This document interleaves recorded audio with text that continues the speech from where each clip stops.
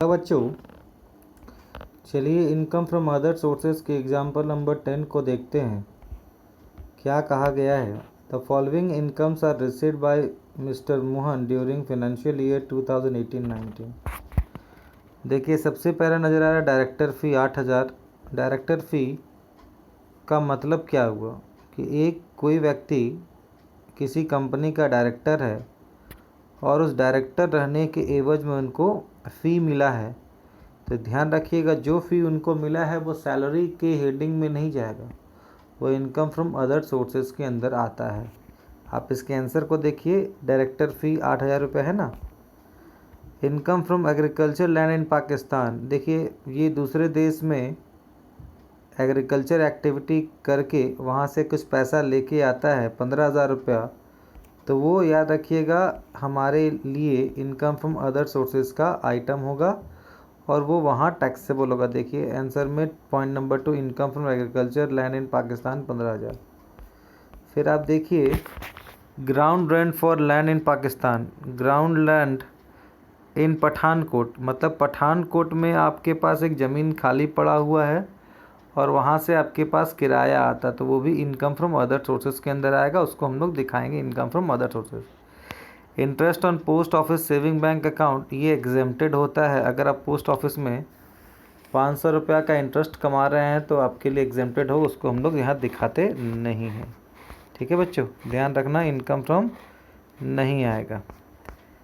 इसके बाद आप देखते हैं interest on deposit with industrial financial corporation of India 2000। देखिए मात्र 2000 है, तो वहाँ पर किसी भी कहीं पर भी आप पैसा लगाते हैं वहाँ का टोटल इनकम इंटरेस्ट आपका 10,000 से अधिक होगा तब टीडीएस काटा जाएगा, तो वहाँ ग्रॉसअप करेंगे। यहाँ ग्रॉसअप करने की आवश्यकता नहीं है, मात्र 2000 है, इसलिए हम लोग चौथा नंबर पॉइंट में आप देखिए interest on deposit with IFCI में 2000 रुपया डायरेक्ट हमने दिखा दिया।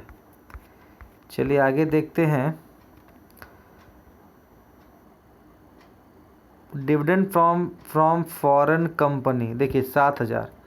फॉरेन कंपनी का क्या मतलब हुआ? हमने बताया था अगर इंडियन कंपनी है और वहाँ से आप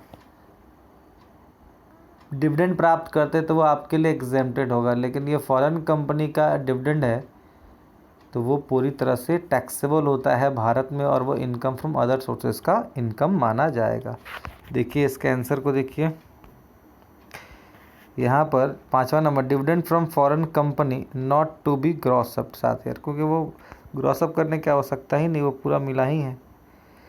रेंट फ्रॉम सब लेटिंग अ हाउस, देखिए कभी कभी क्या होता है हमने एक घर लिया और उस भाड़े पे लिया और उस घर को हम फिर से भाड़े पे लगाते चले गए, तो उससे इनकम आया 66,250। ठीक है।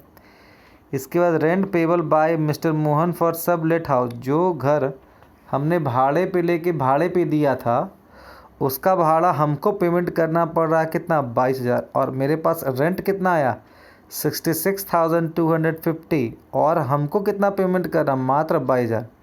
लेकिन नीचे दिया है कि अदर एक्सपेंसेस ऑन सब लेट हाउस, देखिए हम किसी दूसरे से घर भाड़े लेकर किसी दूसरे को दे रहे हैं, तो हो सकता है साफ़ सफाई का जिम्मा मेरे ऊपर है, तो 4,000 रुपये और हमने खर्च किया है, तो टोटल मेरे तरफ से कितना पैसा खर्चा हो रहा है, 22 और 4 26, पैसा आया कितना 66,250। जो डिफरेंस अमाउंट होगा वो हमारे लिए इनकम फ्रॉम अदर सोर्सेज का इनकम माना जाएगा। देखिए आप देख सकते हैं पॉइंट नंबर 6 को, यहाँ देखिए रेंट फ्रॉम सब लेटिंग अ हाउस 66,250 लेस होगा, हमने रेंट पेमेंट किया है, रेंट पेबल फॉर रेंट सब लेट हाउस 22,000 रुपये और अदर एक्सपेंसेस 4 है, टोटल मिला 26,000। तो आपका जो बैलेंस आया वो 40,250, मतलब 40,250 रुपया जो है ये सब लेट हाउस का इनकम माना जाएगा। चलिए ठीक है, आगे देखते हैं। विनिंग फ्रॉम रेस कोर्स, देखिए रेस कोर्स का मतलब क्या है, विनिंग वर्ड दिया है इसलिए टेंशन नहीं, ग्रॉसअप करने की आवश्यकता नहीं है। आप घोड़सवारी में पैसा जीते हैं, लेकिन जीतना यहाँ है, रिसीव नहीं हुआ, मिला नहीं है। ये 12,300 रुपये हम टोटल अमाउंट यहाँ लिख देंगे। देखिए साथ विनिंग फ्रॉम रेस कोर्स है 12,300 है, चलिए लिख दिए। फिर इसके बाद इंटरेस्ट ऑन सिक्योरिटीज़, देखिए ये नहीं बताया जा रहा है कि इंटरेस्ट ऑन सिक्योरिटी हम किस सिक्योरिटी में पैसा लगाया है, हम कहाँ पर पैसा लगा के पैसा कमा रहे हैं, ये कहीं भी स्पष्ट नहीं है।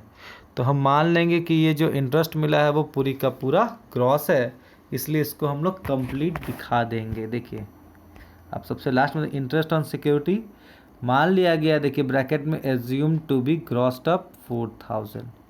सारे चीज़ों को जोड़िएगा, इनकम फ्रॉम अदर सोर्सेज निकल जाएगा। मुझे आशा है कि आप समझ गए होंगे। देखिए सबसे तीसरा नंबर पॉइंट में दिया हुआ है, भारतीय औद्योगिक वित्त निगम की ब्याज को शकल नहीं किया क्योंकि ब्याज की रकम 5000 से कम है। देखिए यहाँ पर 5000 मान लिया, हमने आपको 10,000 बताया था कि अगर आप कहीं इंटरेस्ट कमाते हैं 10,000 तब TDS कटता है, लेकिन IFCI से अगर 5000 से ज़्यादा कम ब्याज होगा तो वहाँ पर TDS नहीं कटेगा। ठीक है बच्चों, चलिए ओके बाय बाय।